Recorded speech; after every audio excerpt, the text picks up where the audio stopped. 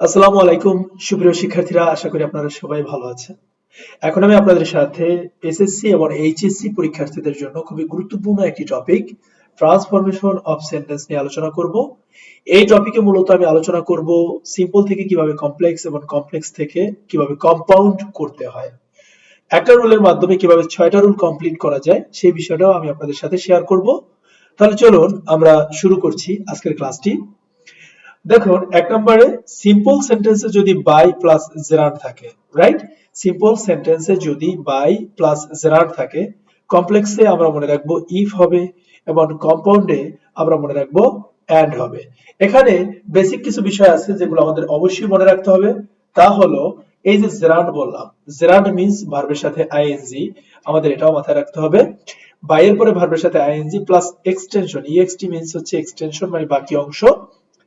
এরপরে এই একটা ক্লজ এখানে শেষ, রাইট? এটাকে ক্লজ বলবো না, এটাকে আমরা বলবো ফ্রেজ, অর্থাৎ এই অংশটা হচ্ছে ফ্রেজের অন্তর্ভুক্ত আর বাকি অংশটা হচ্ছে ক্লজ।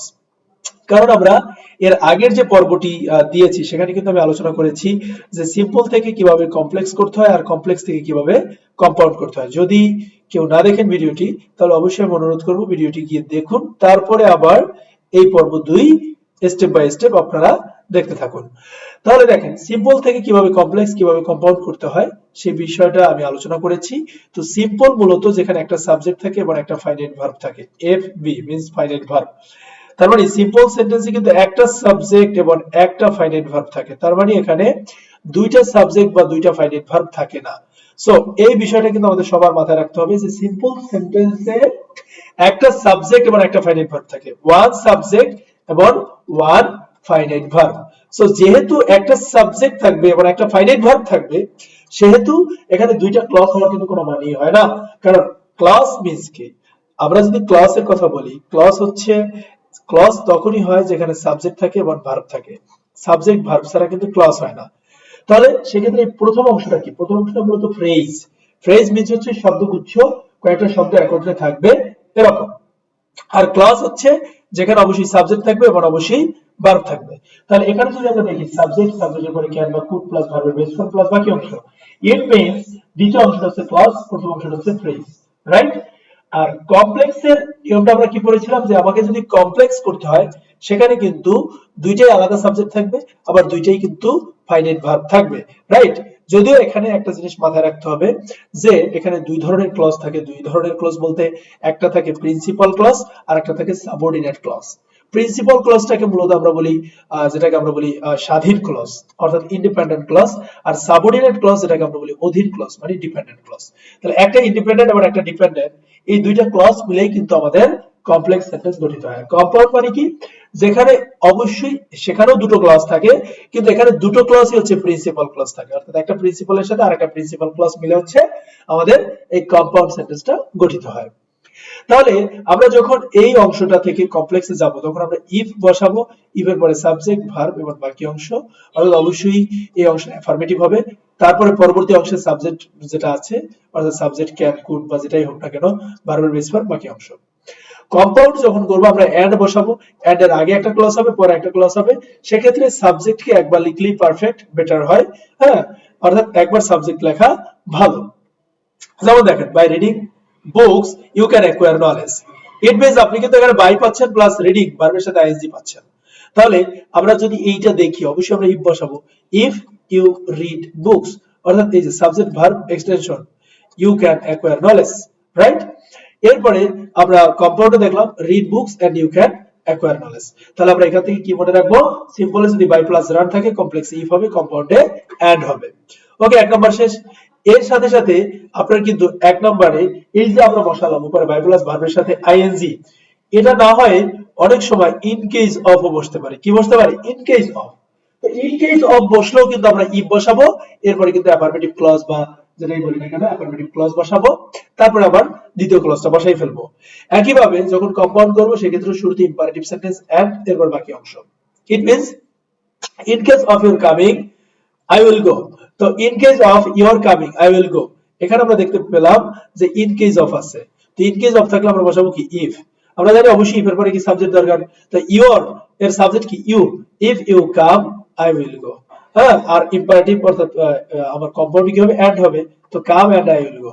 সো উপরটার সাথে এটার মিল কি? উপরটা ছিল বাই প্লাস ভার্বের সাথে আইএনজি, এখানে আছে ইন কেস অফ। উপরটা ছিল ইফ, এখানে আছে ইফ। উপরটা ছিল এন্ড, এখানেও কিন্তু আছে এন্ড। ঠিক আছে বিষয়টা? সো আমরা এখানে কিভাবে, এখানে অলরেডি আমরা 12টা রুলস পড়ে ফেলেছি। কিভাবে দেখুন, আমরা যদি বলি যে সিম্পল থেকে কমপ্লেক্স একটা, কমপ্লেক্স থেকে সিম্পল কয়টা? দুইটা। আবার কমপ্লেক্স থেকে কম্পাউন্ড তিনটা, কম্পাউন্ড থেকে কমপ্লেক্স চারটা।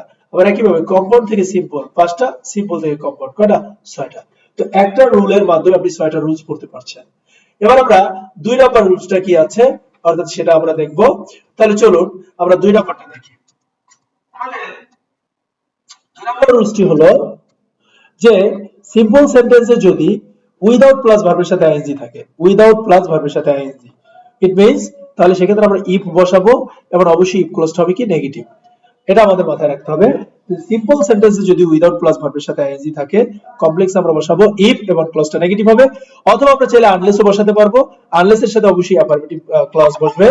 আর কম্পাউন্ডে বসাবো আমরা একটা ইম্পারেটিভ সেন্টেন্স, অর্থাৎ এরপর অর বসাবো। আমরা কি বসাবো? অর। তার মানে এখানে দেখুন যে without doing you will die, তার মানে উইদাউট প্লাস ভার্বের সাথে আইএনজি, উইদাউট প্লাস ভার্বের সাথে আইএনজি, এখানে কমপ্লেক্স কি বসবে? ইফ বসবে। তো ইফ ইউ, অবশ্যই এটা নেগেটিভ করতে হবে, if you don't do you will die. Imperative sentence অর্থাৎ কম্পাউন্ড যখন করব আমাদের অর বসাতে হবে। So do or you will die অথবা ডু অর ডাই। সো এইভাবে কিন্তু আমাদেরকে করতে হয়। এরপরে আমরা দেখব যে ওই যে উইদাউট প্লাস ভার্বের সাথে আইএনজি না হয় ইন কেস হয়, এবং ইন কেস দ্বারা যদি নেগেটিভ বোঝায়। আগেটা কিন্তু অ্যাফার্মেটিভ বুঝিয়েছিল, এবারটা কি? নেগেটিভ। তাহলে এক্ষেত্রে ইফ এর পরে একটা নেগেটিভ ক্লজ বসাবো আর imperative sentence plus or plus বাকি অংশ আমরা বসাবো। যেমন দেখেন, in case of your failure to come I will not go. It means কি? In case of your failure to come I will not go, এটা নেগেটিভ সেন্টেন্স বা negative clause, right? সেক্ষেত্রে আমাদের পরবর্তী অংশে কি হবে? ইফ ইউ হয়ে গেল, ফেইলিউর হয়ে যাবে fail, to come I will not go, অথবা if you do not come I will not go. আর আপনার কম্পাউন্ডে কি হয়েছে? Come or I will not go. So এভাবে কিন্তু আমাদের আমরা আজকে কত, অর্থাৎ বলতে গেলে হচ্ছে টোটাল 24টা রুলস শিখে ফেললাম, রাইট?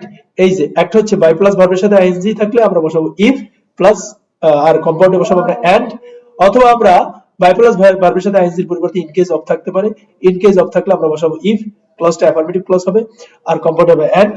আর এর পরিবর্তে 2 নাম্বার আমরা দেখলাম যে উইদাউট প্লাস ভার্বের সাথে আইএনজি থাকলে আমরা ইফ বসাবো, অবশ্যই নেগেটিভ ক্লজ বসাবো, অথবা চাইলে আমরা আনলেস বসাতে পারবো, আর কম্পাউন্ড আমরা অর বসাবো।